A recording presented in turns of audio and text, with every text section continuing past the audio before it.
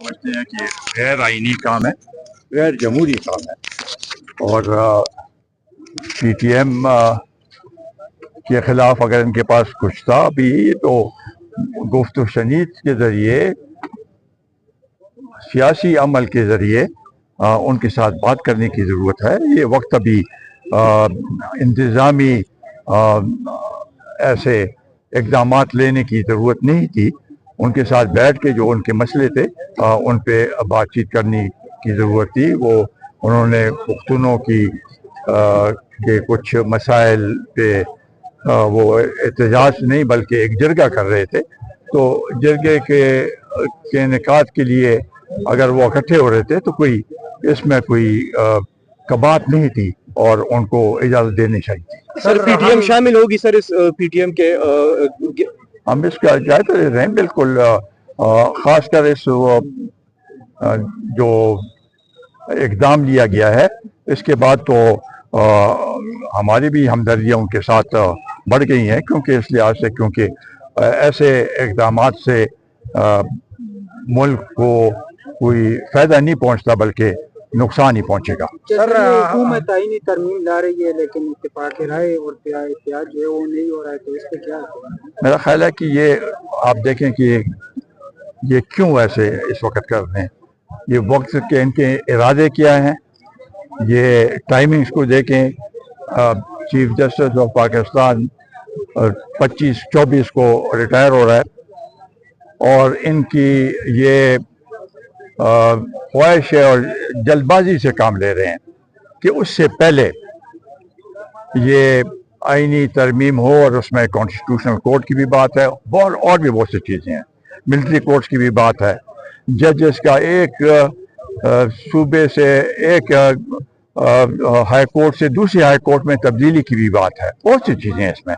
تو رات کی تاریکی میں آئینی ترامیم نہیں کی جاتے ہیں، اس پہ صلاح مشورہ سب پولیٹیکل پارٹیز کا اور اتفاق رائے پیدا کرنے کی ضرورت ہے۔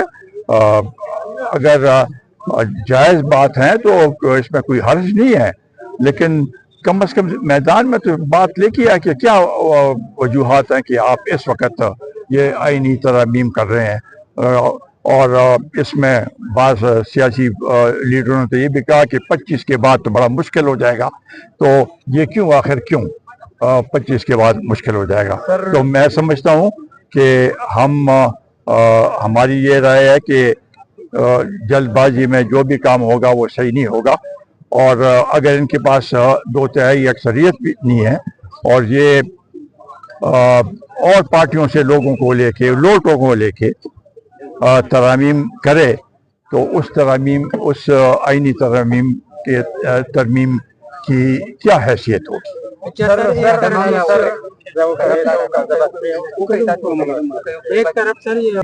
یہ جو کچھ بھی ہو رہا ہے ہمیں تو یہ نظر آ رہا ہے کیونکہ وہ کچھ کر نہیں پا رہے ہیں، تو یہی سلسلہ انہوں نے اپنایا ہوا ہے کہ روزانہ جلوس نکالیں، احتجاج کریں تاکہ لوگوں کی توجہ اصل مسئلوں کی طرف سے ہٹے۔ اور اس صوبے میں روزانہ کی بنیاد پر دہشت گردی ہو رہی ہے، اور ہمارے اور بہت سے مسائل ہیں، غربت ہے، بے روزگاری ہے، بجلی کا مسئلہ ہے، یہ سب مسئلے ہیں، تو اس کے باوجود بھی ہم صرف اور صرف یہ کام کریں۔ یہ جو کچھ بھی ہو رہا ہے ڈرامہ بازی ہے، اور اس سے صوبے کو نقصان ہوگا۔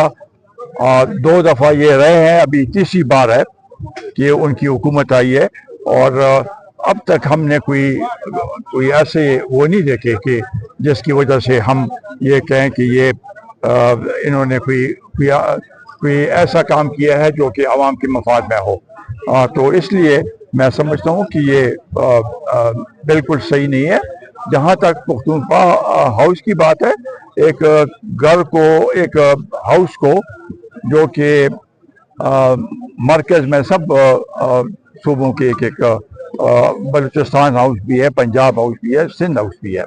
ابھی ان کا یہ کہنا ہے کہ یہ ان کی جو ہے ٹائم پورا ہو گیا ہے، تو سب کیا پورا ہوا ہے؟ آخر اس وقت کیوں اس پہ حملہ کیا گیا ہے؟